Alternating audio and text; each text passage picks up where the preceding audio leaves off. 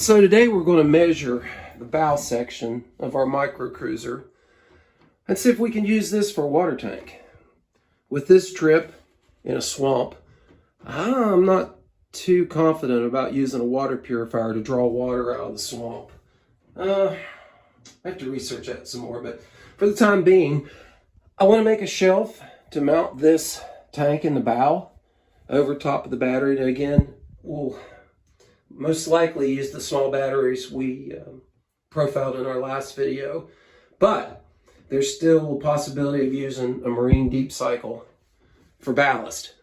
I want to balance the boat out fore and aft a little bit because, well, I'm a big dude and yeah, I don't want the bow sticking up in the air. So I'll decide, when I do the weight on the water, what is it, 8.5 pounds per gallon, 5-gallon capacity. So we'll see if that balances it out enough. Then, then we'll just use the small batteries. But I think it's give or take at this point. So again, today I'll get in here and measure, make sure I have enough room for the shelf. So I will try and make myself little again and squeeze in there and get some good measurements.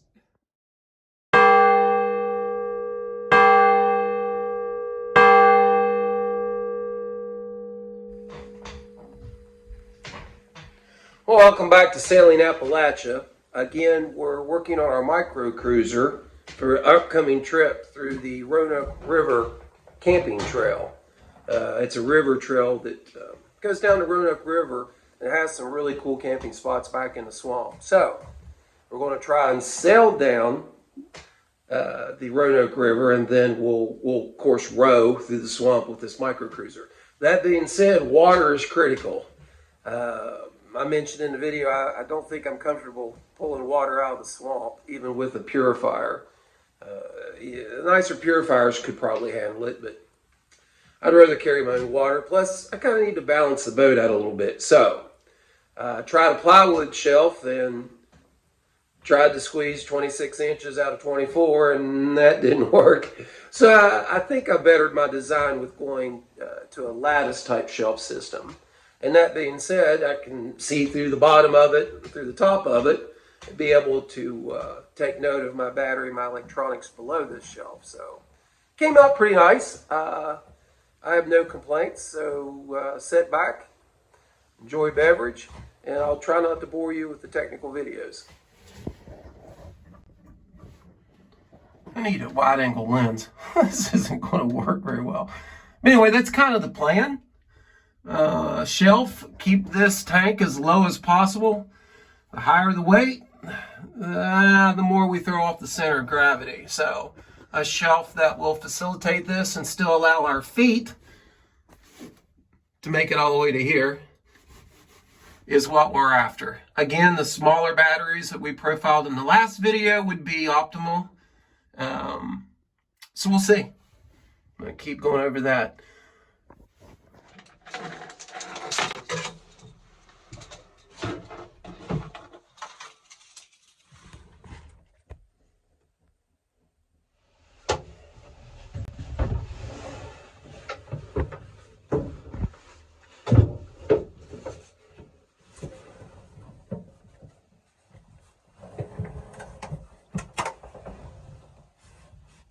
Yeah, things still stretch out ish, kind of.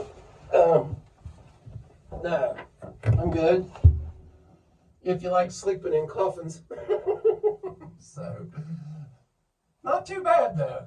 And we've already got, I don't call them mattresses, they're more chair cushions that will fit in these spaces. The dagger board is one of the biggest issues here. The boat would feel like it had a lot more room if the dagger board is deployed. So if we're not camping, anchoring in shallow water, the dagger board will be down and we'll have much more room in this area. So I can set up in this boat somewhat, which is more than I can do in the Stevenson Weekender. It is really, really low ceiling, and I'm about to change that. So that's in videos to come. Back to the box store. Should just have my check deposited here, make it easier. And oak, 3/4. Price isn't too bad. Should work. Always check your plywood. It's a little bit warped, but not as bad as I've seen. But I'm finding a lot of delaminated plywood here lately. I don't know what's up with that. Piece I just had, this size was delaminated, so this will work.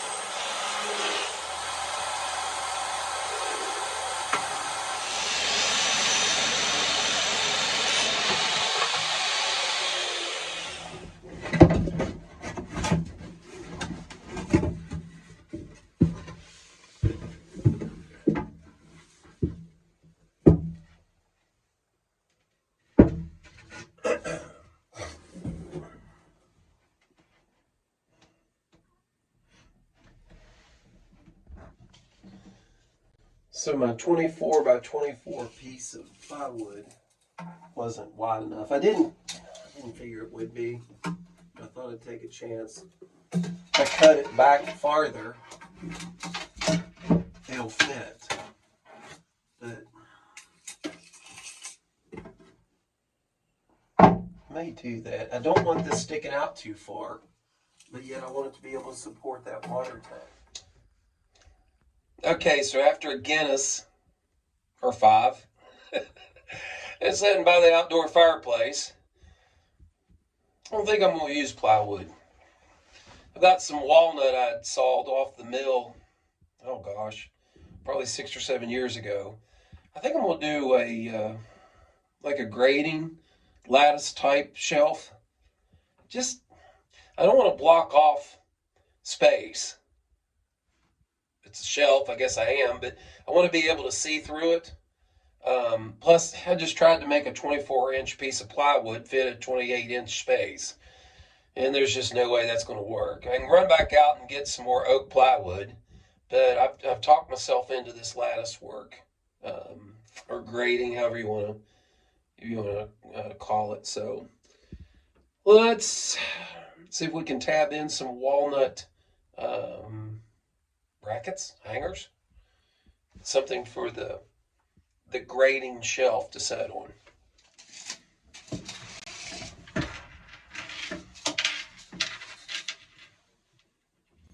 Walnut. See, the garage is getting a little cleaner. So anyway, yeah, it's a beautiful piece of walnut. So I'll start cutting it down and then we'll plane it, because it's definitely an inch thick, maybe an 1.25 inches thick walnut. So I've got pieces made. I don't know if we'll call them stringers or what we'll call them, but they're made. And I'm going to cut them in half. And then we'll epoxy in them to the inside of the hull. Doing the high density adhesive filler. And just takes a while to mix.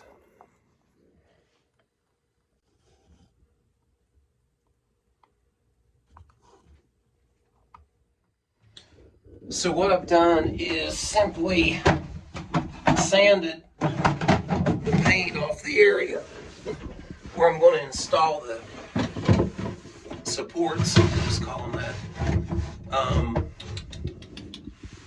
So I'll go through now and mark. Again, I'm still not sold on using the full-size battery. But I want to be able to have the option to do so if necessary. So there's the battery box. You don't want to keep a battery with open terminals. You definitely want to have a battery box when you're doing when you're using a battery. So, yeah, so I'll go through now and mark the elevation so I can keep my supports level, and hopefully I'll get this right. With any luck.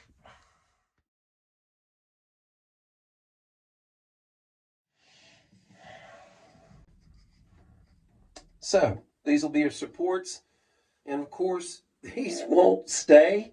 If I drill them through the hull of the boat, I'm going to have a big problem. So I've measured it, and I know that once the top of the thread here is level with the surface of the wood, don't need to go any deeper. If I go any deeper, I'll be fixing a hole in the side of the boat. So that being said, we've got our epoxy ready to go.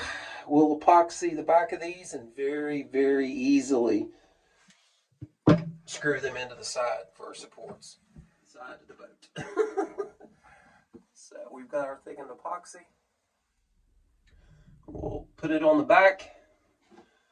Try and watch for squeeze out. I don't want to make a mess in here. It's a little hard to sand. Get all choked up every time I do.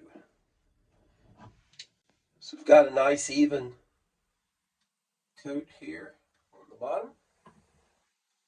Line them up. Mark and mark. Hold that as tight as we can. And again, not too deep. Tidiest. Back it off a little bit. Back in. Back off. There. Because remember, we just want the screws to hold it. It doesn't need to suck it down or anything. Okay. I'll clean up the excess here and then we'll do the other side. Okay, we're on the other side. I'm going to try really hard not to stick my hair in the first side there, which I'm failing miserably. That's why I'm always wearing a toboggan. Guess I could break down and get a haircut, huh? Okay, so back it off. Push in hard. Back it off. Go in easy. Okay, so I measured from the end of here to the it's a bulkhead support actually. Made sure they were equidistant on both sides. So the way it doesn't look like one is out in front, outrunning the other. That might look a little goofy. So, not that I haven't done goofy stuff in the past. Well, I'll finish cleaning this up, and then we'll start cutting a walnut for the cross supports in the morning after this sets all night. Hardens.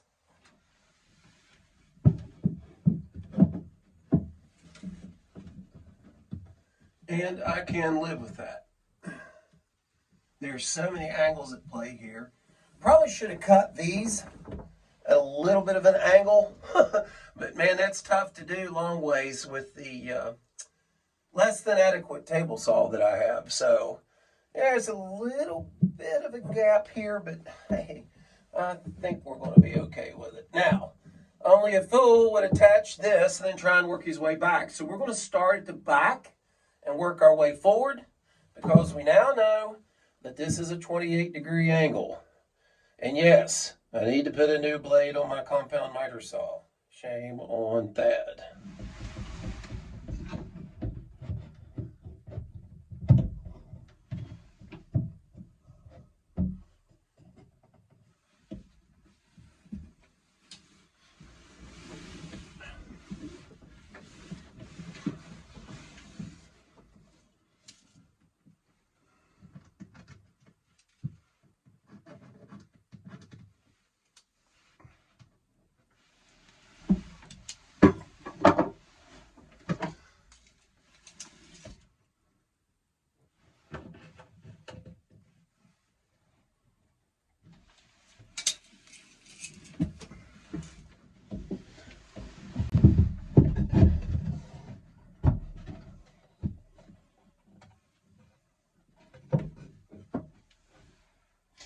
I want to cut this about 1/8 shorter on both sides so I can move it back. I want it right at the edge of this lip so this gap isn't as large.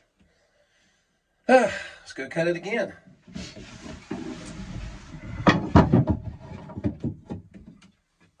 Much better, much better.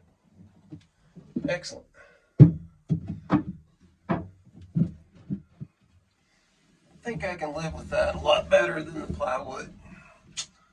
A lot better. Okay. Well, there's been a little bit of change of plan. It's a fuel jerry can that we were going to use for a water tank. It's freaking heavy, man. It is so heavy trying to lug it back here full of water. So I think we're going to go with 2 of these smaller Reliance. Yeah. Water carriers there, and keep from breaking our back. I did the math. I just didn't put it into a practical application that you got to drag it back here. So yeah, 8.5 pounds per gallon times 5 gallons. That's heavy. So yeah, this is what we're going to do. And I'll make little cradles to hold those more appropriately. So back to the drawing board. It looks pretty good.